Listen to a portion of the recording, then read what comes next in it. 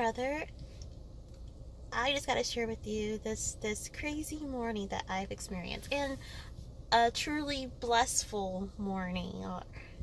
I still can't even believe this all happened. So I was on track to make it to work on time. I get in the car and the car won't start. I got this weird error message that I got before that said steering column was locked. So I was like, what? So I call Leo, my hubby, to tell him, like, oh my gosh, this is happening again. And this happened 2 years ago. So I got out my maintenance book. I have in my car, I'm in my car now, I have in my car a folder where I keep track of every single thing that has happened to the car. Because I don't know anything about cars, so I wanted to have a good record, especially if I ever sold the car, I can have like my maintenance history record. So I looked through it, and yeah, July 11th, 2016, this issue happened, and it was because of a bad battery. So I thought, dang, a battery should last longer than a few years, and I bought the car new. So I was like, yeah, this is just crazy. So I called Leo, and he decided to come home and give my car a jump, mainly because the last time this happened, I got I have the roadside service package on the car when I bought the car, and because our driveway is on a little bit of an incline, and I park, driving in, a special tow truck was sent over to pull out the car. So this tow truck had to pull and drag my car out the garage. Like, the noise that it made and to see the tire marks on the driveway was just crazy. So this tow truck had to pull and drag the car out of the driveway with enough room so he can get clearance to drive in front of the car, hatch the car onto the back of the tow truck, and then pull it out. It was a crazy experience. So, and because a special tow truck had to have been shipped out or dispatched to me, I had to pay out of pocket $75 because it wasn't like a standard tow, it was a special tow.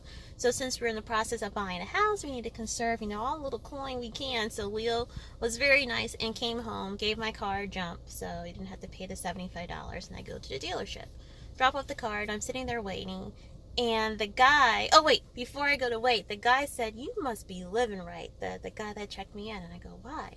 He's like, you are within 3 days and 100 miles of bypassing or your bumper-to-bumper warranty expiring. And I was like, what? So I look at my paperwork, and yes, I bought the car on September 20th, 2014.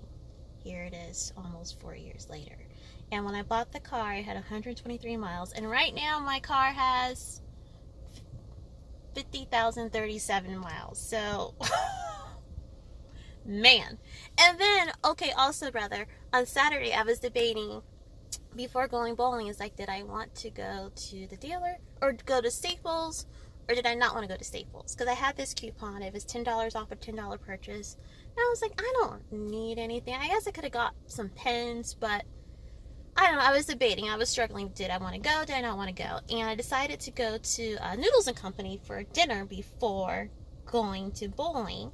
And Staples was like across the street. But Noodles and Company, they took forever with my food. It took them like 20 minutes to bring me my food. So I didn't have time to go to Staples, which I guess worked out, because had I gone to Staples, then my car, when I came out of bowling on Saturday night, it wouldn't have started. And I would have been stuck at the bowling alley 10:30 at night. So, some divine intervention going on. It was crazy. And then, also, while I'm at the dealership, a gentleman's there. He's sitting at one of the tables in the waiting room, and he looks over at me. He goes, you bowl at Hindel, don't you? And I'm like, yes. So he's a gentleman, like, he's an older guy, sweet guy, named Charles. Sweet little old Charles. He comes to Hindel occasionally, hang out with some of his retiree buddies, and they just sit back, chop the chew, wherever he said, or just catch up on things. And so I went over and I sat down with Charles, and we talked while we both were waiting for our cars to get fixed. So I was like, when I go to bowl on Saturday, I'll go look for you, and say hi to Charles. And he was a sweet old man. Poor guy. He said he has 4 children, and they're all deceased. and he has a few grandchildren, but they don't live here in the city. So he's here in this city all by himself. So I'm definitely going to go make it a point to go say hi to Charles every Saturday when I go to the bowling alley. But oh my gosh, just a crazy and fulfilling and uplifting and just blessed and thankful for how everything just worked out. So I had to share that with you, brother. But okay, and I'm now at work. I'm 4 hours late. My attempt to get to work on time, I'm 4 hours late. But it's all good. So I'm going to go to work. Bye, brother.